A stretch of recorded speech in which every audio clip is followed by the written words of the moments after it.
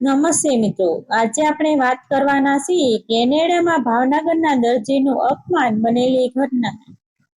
ગુજરાતના ભાવનગર જિલ્લામાં એક નાના ગામમાં રહેતો વિનુ દરજી પોતાના વિસ્તારમાં ખૂબ જાણીતા હતા. ગામમાં લોકો તેને પ્રેમથી વિનુભાઈ કહીને બોલાવતા હતા. વય ભાષાએ તેઓ દરજી હતા, પરંતુ માત્ર કપડાં સીવવાનું જ નહીં, પોતાના કામમાં પ્રામાણિકતા અને ગ્રાહકો પ્રત્યેનો આદર પણ તેમની ઓળખ બની ગયો હતો. બાળપણથી તેમને સિલાઈ કામમાં રસ હતો. તેમના પિતા પણ દરજી હતા અને વર્ષો સુધી ગામના લોકોના કપડાં સીવીને પરિવારનું ગુજરાન ચલાવતા હતા. પિતાના અવસાન પછી પરિવારની જવાબદારી વિનુભાઈના ખંભા પર આવી ગઈ હતી. તેમણે મહેનતને પોતાના ધર્મ માની લીધો હતો. આખા ગામમાં કોઈ લગ્ન હોય, સગાઈ હોય કે ધાર્મિક પ્રસંગ હોય, લોકો સૌથી પહેલા વિનુભાઈની દુકાન પર પહોંચતા હતા. તેમના હાથની કારીગરી એવી હતી કે કપડાં પહેરનાર વ્યક્તિ પણ ખુશ થઈ જતી હતી. જો કે ગામમાં લોકોનો પ્રેમ ઘણો હતો, પરંતુ આવક મર્યાદિત હતી. પત્ની હેતલબેન અને 2 સંતાનોના ભવિષ્યને લઈને તેઓ ઘણી વખત ચિંતામાં રહેતા હતા. બાળકોને સારો અભ્યાસ કરાવવાની અને પરિવારને સુખી જીવન અપાવવાની તેમની ઈચ્છા હતી. એક દિવસ તેમના ગામમાં જ એક ઓળખીતા વ્યક્તિનો ફોન આવ્યો. તે ઘણા વર્ષોથી કેનેડામાં રહેતો હતો. વાતચીત દરમિયાન તેણે જણાવ્યું કે ત્યાં સારા દરજી ખૂબ માંગ છે. જો વિનુભાઈ ત્યાં આવે તો તેમની આવક ઘણી વધી શકે. શરૂઆતમાં વિનુભાઈએ આ બાબતને ગંભીરતાથી લીધી નહોતી, કારણ કે પોતાના ગામ, પરિવાર અને ઓળખાણવાળા લોકો છોડીને વિદેશ જવું તેમના માટે સરળ નહોતું. પરંતુ દિવસો પસાર થતા ગયા તેમ ઘરનો ખર્ચ વધતો ગયો. બાળકો પણ મોટા થઈ રહ્યા હતા. આખરે પત્ની હેતલબેને જ તેમને સમજાવ્યા કે જીવનમાં આગળ વધવા માટે કેટલાક કઠિન નિર્ણયો લેવા જ પડે છે. પરિવારના ભવિષ્ય માટે જો થોડા વર્ષોનો સંઘર્ષ કરવો પડે તો સ્વીકારી લેવો જોઈએ. પત્નીની વાત સાંભળીને વિનુભાઈએ પણ હિંમત ભેગી કરી. થોડું કર્જ લીધું, થોડા પૈસા ઉધાર લીધા, પોતાની બચત પણ લગાવી દીધી અને કેનેડા જવાની તૈયારી શરૂ કરી. ગામના લોકો માટે આ સમાચાર આશ્ચર્યજનક હતા. ઘણા લોકોએ તેમને શુભેચ્છા આપી. કેટલાક લોકો કહેતા હતા કે હવે વિનુભાઈ વિદેશ જઈને ખૂબ પૈસા કમાશે. પરંતુ વિનુભાઈના મનમાં ખુશી સાથે ચિંતા પણ હતી. તેઓ જાણતા હતા કે પોતાના દેશથી દૂર જઈને નવી જગ્યાએ જીવન શરૂ કરવું સરળ નથી. છતાં પરિવાર માટે તેમણે આ પડકાર સ્વીકારી લીધો. આખરે તે દિવસ પણ આવ્યો જ્યારે તેમણે પરિવારને અલવિદા કહીને કેનેડાની ફ્લાઇટ પકડી. એરપોર્ટ પર પત્ની અને બાળકોની આંખોમાં આંસુ હતા. વિનુભાઈ પણ લાગણીશીલ થઈ ગયા હતા, પરંતુ તેમણે પોતાના મનને મજબૂત બનાવ્યું અને પરિવારને વચન આપ્યું કે તેઓ એક દિવસ બધાને પોતાના પાસે બોલાવશે. કેનેડામાં પહોંચ્યા પછી શરૂઆતના દિવસો તેમના માટે ખૂબ કઠિન રહ્યા. ભાષાની સમસ્યા હતી, વાતાવરણ અલગ હતું, લોકોનો સ્વભાવ અલગ હતો. પોતાના ગામની સાદગી અને ઓળખાણવાળું જીવન તેમને વારવાર યાદ આવતું હતું. શરૂઆતના ઘણા દિવસો સુધી તેમને યોગ્ય નોકરી મળી નહોતી. રોજ સવારે આશા લઈને બહાર નીકળતા અને સાંજે નિરાશ થઈને પરત ફરતા. ઘણા સ્થળોએ તેમણે પોતાની કારીગરી વિશે જણાવ્યું, પરંતુ વિદેશી અનુભવ ન હોવાના કારણે લોકો તેમને તક આપવા તૈયાર નહોતા. પૈસા ધીમે ધીમે ઓછા થતા જઈ રહ્યા હતા. આ દરમિયાન તેમણે પોતાના પરિવારને ક્યારેય પોતાની મુશ્કેલીઓ જણાવી નહોતી. ફોન પર હંમેશા હસીને વાત કરતા, બાળકોને ભણવામાં ધ્યાન આપવા કહેતા અને પત્નીને પણ ચિંતા ન કરવા સમજાવતા. થોડા સમય પછી એક ભારતીય વ્યક્તિની મદદથી તેમને એક જાણીતા કપડાના શોરૂમમાં દરજી તરીકે કામ મળ્યું. વિનુભાઈ માટે આ સમાચાર ખૂબ જ ખુશીના હતા. તેમને ભગવાનનો આભાર માન્યો. શરૂઆતથી જ તેમણે પોતાના કામમાં સંપૂર્ણ નિષ્ઠા દાખવી સમયસર કામ પૂરું કરતા. દરેક કપડામાં નાનામાં નાની બાબતોનું ધ્યાન રાખતા. ગ્રાહકો સાથે નમ્રતાથી વાત કરતા. થોડા જ મહિનાઓમાં ઘણા ગ્રાહકો તેમના કામથી પ્રભાવિત થઈ ગયા. ઘણા લોકો ખાસ વિનુભાઈ પાસે જ કપડાં સીવડાવવા આવતા હતા. તેમની કારીગરીની ચર્ચા થવા લાગી. શોરૂમના માલિકે પણ શરૂઆતમાં તેમના કામથી ખુશી હતી, પરંતુ દરેક વ્યક્તિને બીજા માણસની સફળતા ગમતી નથી. શોરૂમમાં કામ કરતા કેટલાક કર્મચારીઓને વિનુભાઈની વધતી લોકપ્રિયતા પસંદ નહોતી. તેઓ અંદરથી ઈર્ષ્યા કરવા લાગ્યા. એક કર્મચારી ખાસ કરીને વિનુભાઈ વિરુદ્ધ વાતો કરવા લાગ્યો. તે માલિકના કાન ભરતો હતો. ધીમે ધીમે માલિકનો સ્વભાવ પણ બદલાવા લાગ્યો.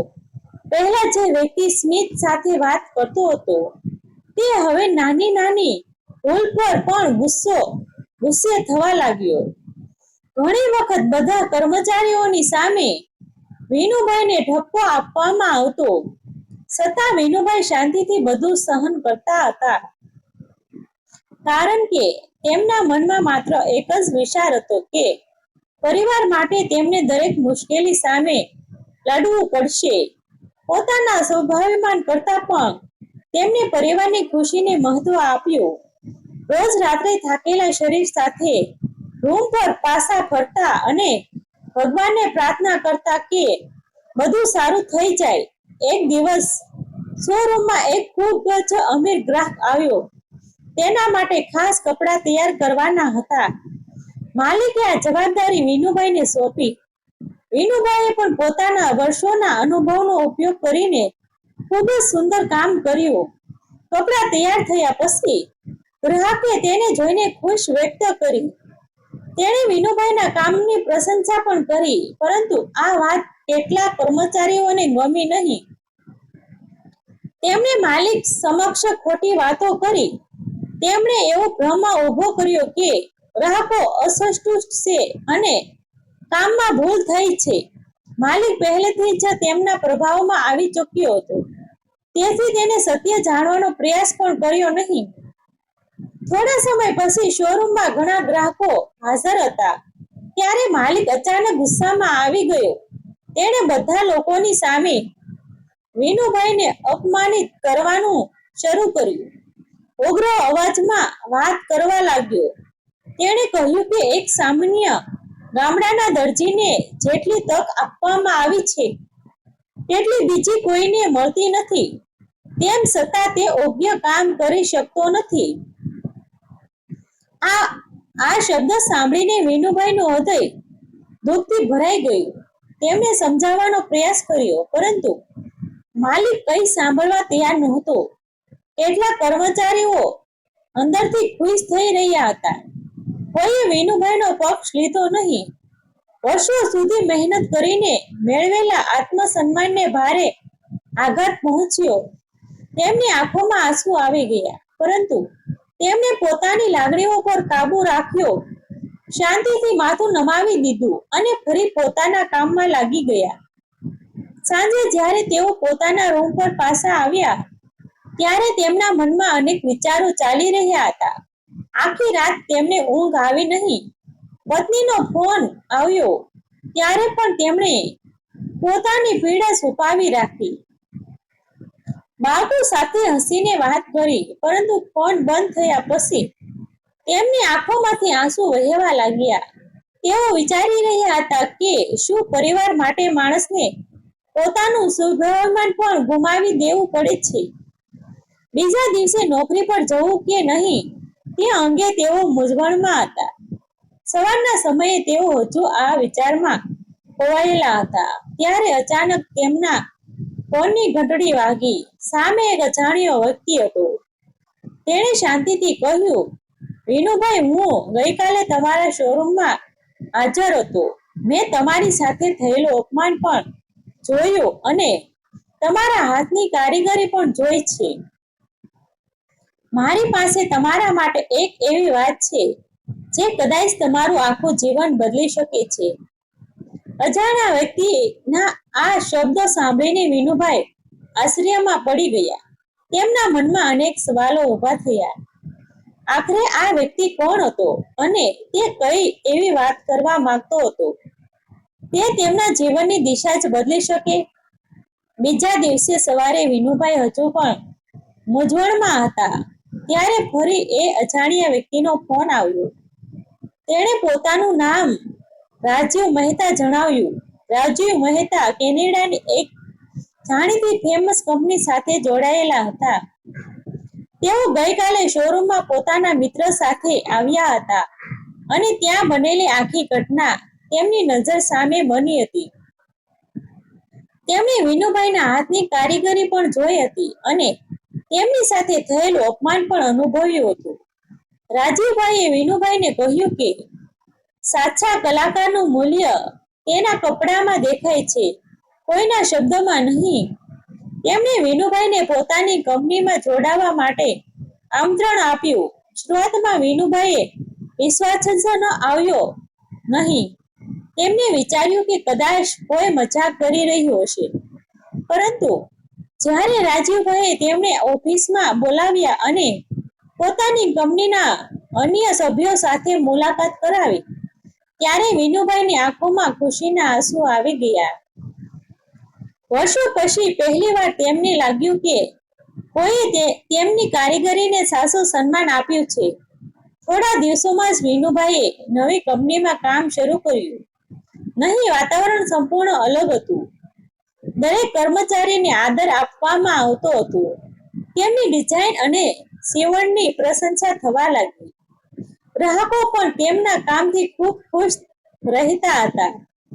ધીમે ધીમે તેમની ઓળખ વધવા લાગી.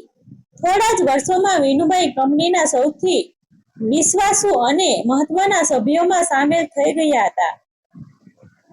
તેમની બનાવેલી ડિઝાઇન સોશિયલ મીડિયા પર પણ લોકપ્રિય બનવા લાગી. ઘણા ગુજરાતી પરિવારોને જ્યારે ખબર પડી કે પોતાના ગામનો એક સામાન્ય દરજી આજે કેનેડામાં પોતાની મહેનતના બળે સફળતા મેળવી રહ્યો છે, જ્યારે સૌના હૃદયમાં ગર્વની લાગણી જન્મી. બીજી તરફ જે શોરૂમમાં તેમનું અપમાન થયું હતું ત્યાં ધીમે ધીમે ગ્રાહકો ઓછા થવા લાગ્યા. કેટલાક જૂના કર્મચારીઓ પણ નોકરી છોડીને ચાલ્યા ગયા. વ્યવસાયમાં નુકસાન વધવા લાગ્યું. ત્યારે શોરૂમમાં માલિકે પોતાની ભૂલનો અહેસાસ થવા લાગ્યો.